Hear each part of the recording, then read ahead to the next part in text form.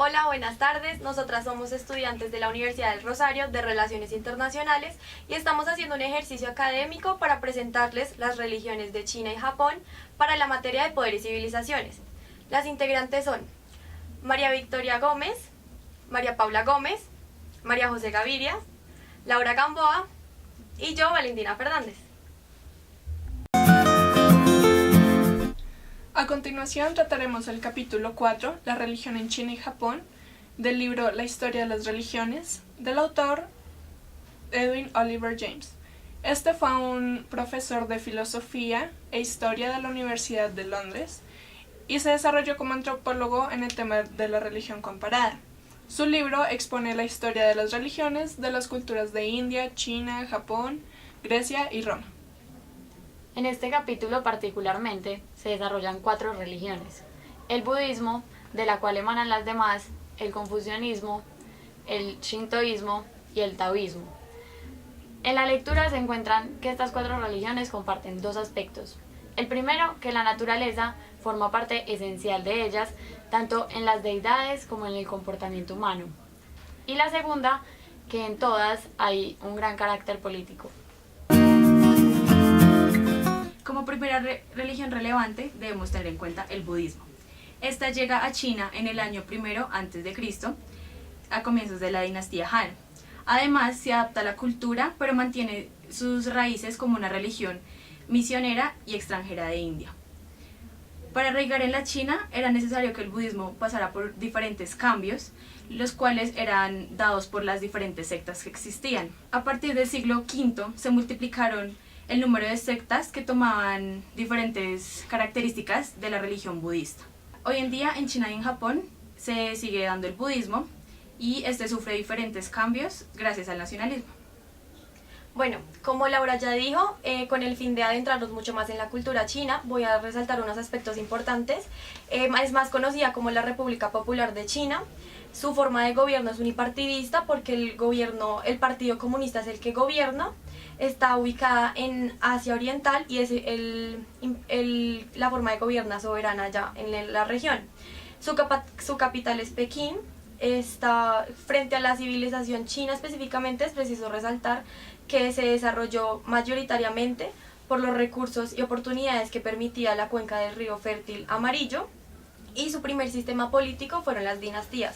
Frente a este tema, el primer periodo o la primera dinastía que tiene datos escritos, que son los oráculos tallados en hueso, que es la forma de escritura más antigua, es la dinastía Shang de 1760 a.C. a 1122 a.C.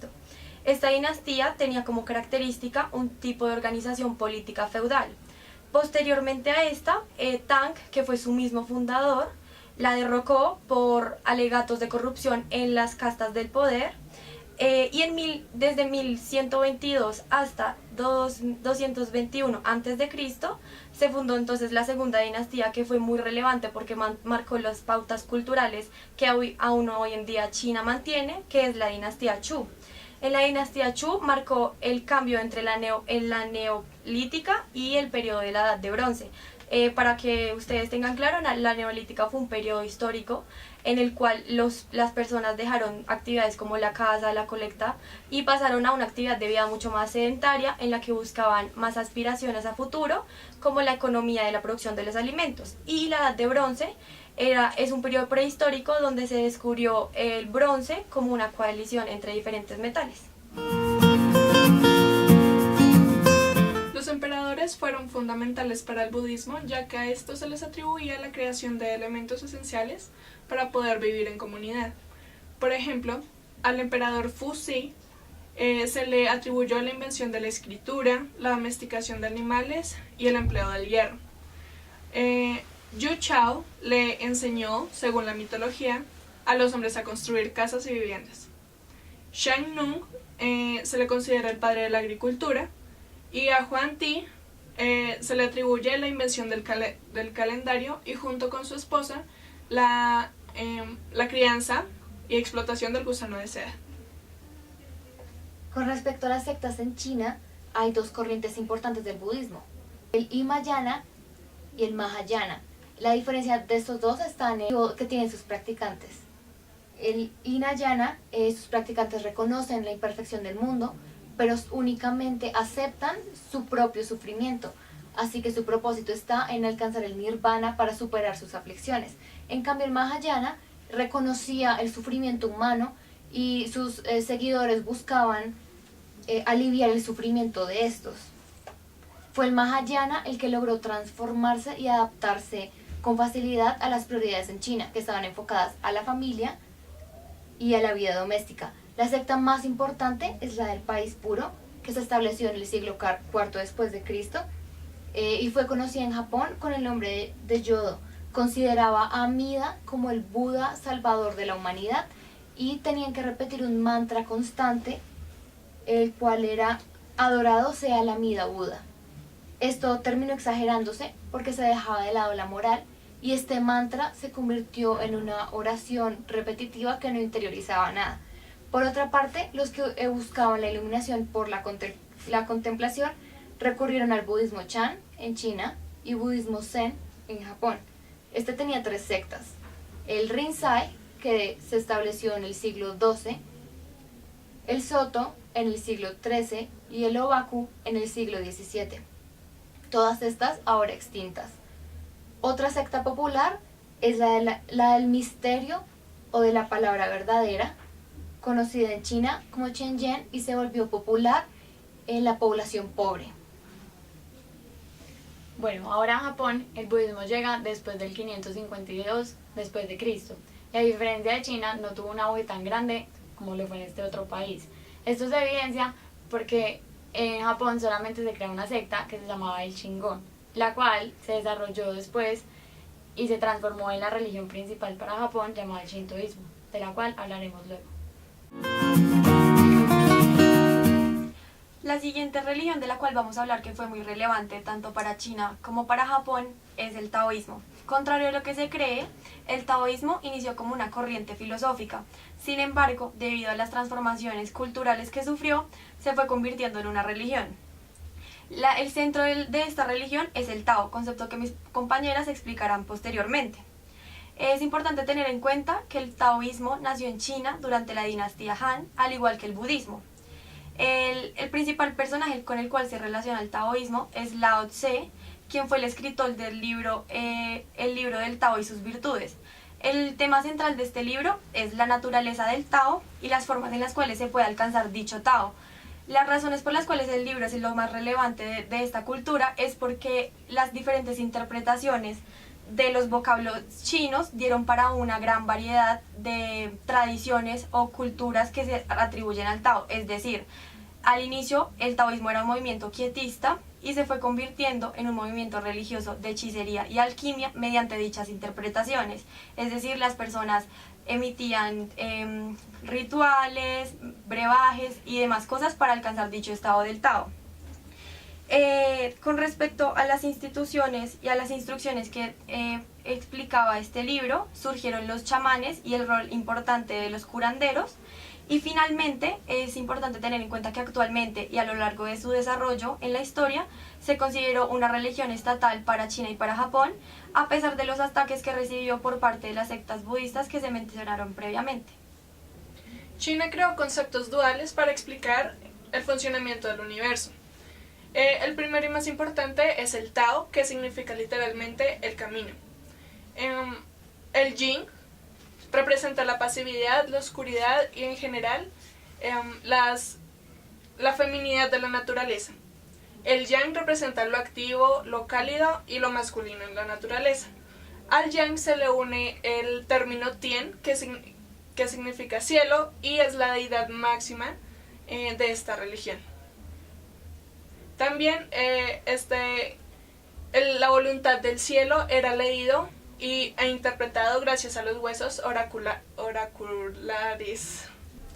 En la religión se creía que en el solsticio de invierno nacía el Yang, dando la bienvenida a las estaciones cálidas del año. A mitad del verano nacía el Yin, dando la bienvenida a las estaciones frías del año, que son el otoño y el invierno. Y el yin y el yang funcionaban como opuestos y complementos entre sí en los solsticios, uno después del otro.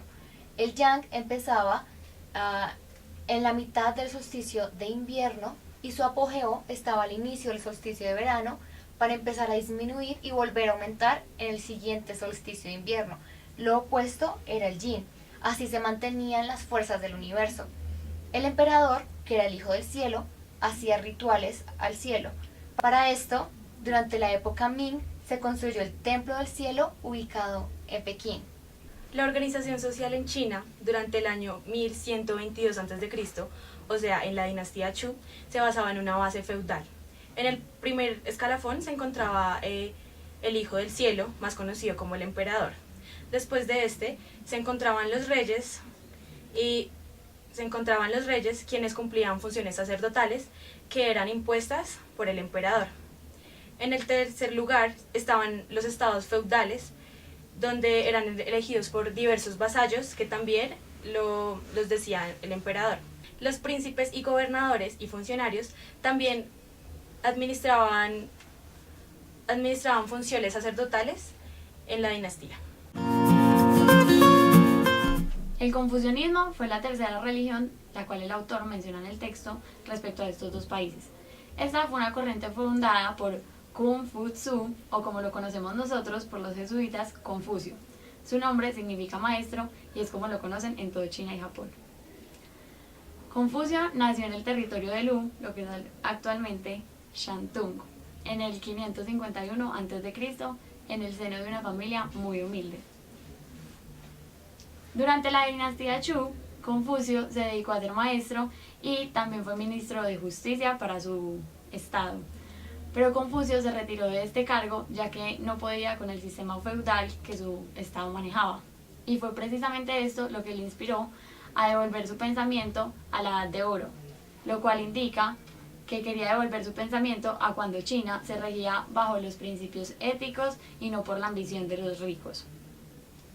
Esta corriente fue propagada por los discípulos de Confucio, quienes se dedicaron a transmitir el pensamiento de Confucio por todo China hasta convertirlo a él en un dios y en la deidad china. Con respecto a lo que dijo María José, existen pilares para la religión del confucianismo, como lo fueron, por ejemplo, la conducta recta. En un principio, la conducta recta se basaba en la tolerancia y la armonía entre las diferentes clases, es decir, entre los ancianos y los jóvenes, como un ejemplo de esto. El buen gobierno también era un requisito de esta religión, donde el Estado debía emitir reglas, ante todo buscando el beneficio del pueblo, y debía existir una sistematización de las ideas chinas. Frente a lo anterior, debía existir un respeto social y respeto por las relaciones tanto personales como interpersonales, es decir, dentro de la casa entre el padre, el madre y el hijo, o por ejemplo entre el hombre y la mujer, o el príncipe y los vasallos.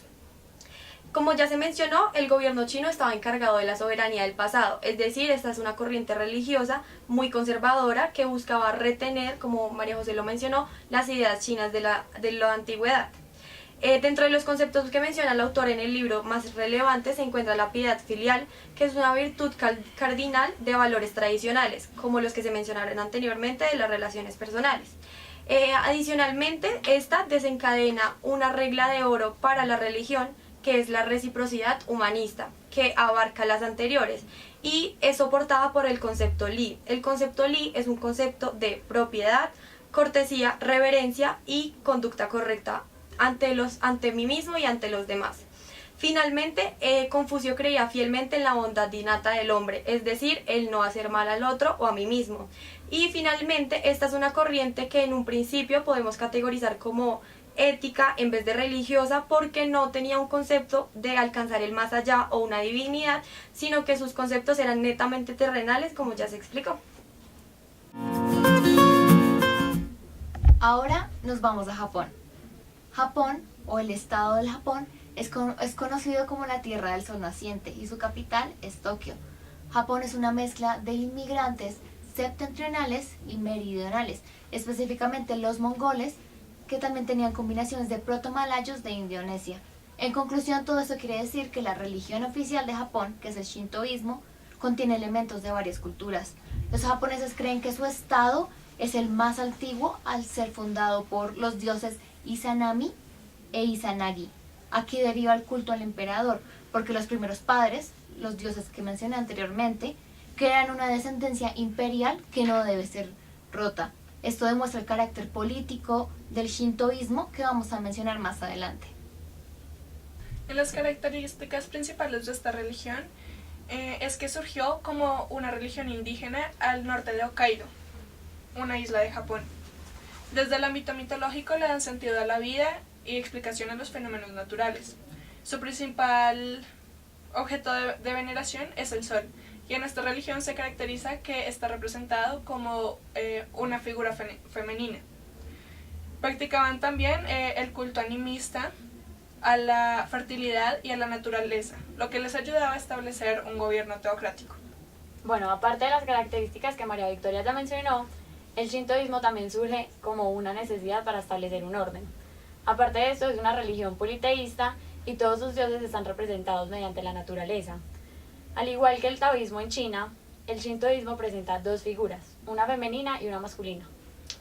La figura femenina se llama Izanami y el masculino Izagami. El budismo tuvo que adaptarse al Shinto y esto representó un doble camino para los dioses. Con respecto a las lecturas y el anterior, podemos concluir que el taoísmo y el confucianismo mantienen la idea de práctica y de teoría del Tao. Mientras que el budismo no tuvo dificultad en adaptarlo a sus propias formas de vida y de pensamiento. También podemos concluir que las religiones se adaptan a la cultura. Asimismo, las religiones sirven para moldear los sistemas políticos de las sociedades. Muchas gracias por su atención y esperamos que les ayude a estudiar. ¡Chao!